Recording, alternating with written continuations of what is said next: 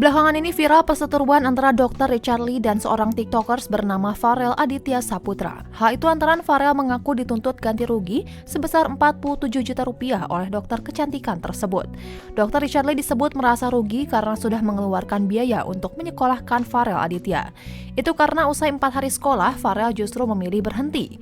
Tak hanya disuruh mengembalikan uang, Farel bahkan mengaku diancam akan dilaporkan ke polisi oleh Dr. Richard. Mendengar kehebohan atas pengakuan Farel, Richard Lee pun akhirnya buka suara.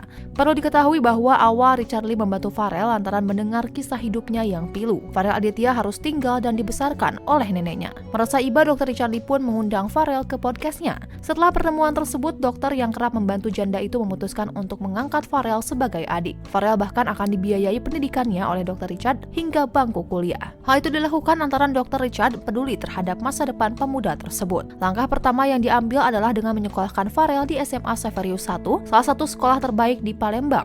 Sekolah itu dulu juga merupakan tempat Dr. Richard menimba ilmu.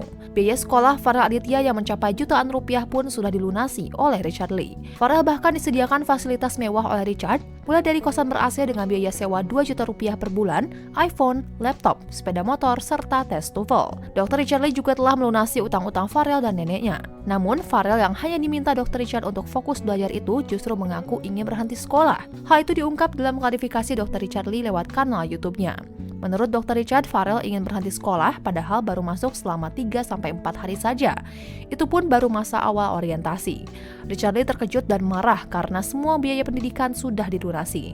Sementara itu, Farel berdalih dirinya tidak betah di sekolah lantaran tempatnya menuntut ilmu itu dikenal sebagai sekolah terbaik yang diisi oleh siswa pintar dan umumnya berasal dari keluarga kaya.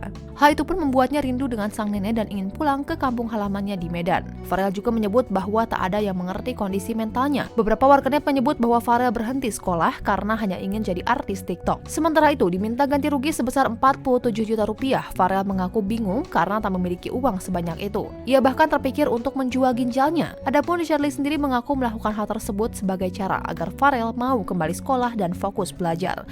Ucapannya meminta ganti rugi merupakan teguran untuk pemuda yang kini sudah tak jadi adik angkatnya tersebut. Ya, karena masalah ini akhirnya Dr. Richard Lee memutuskan hubungannya dengan Farel.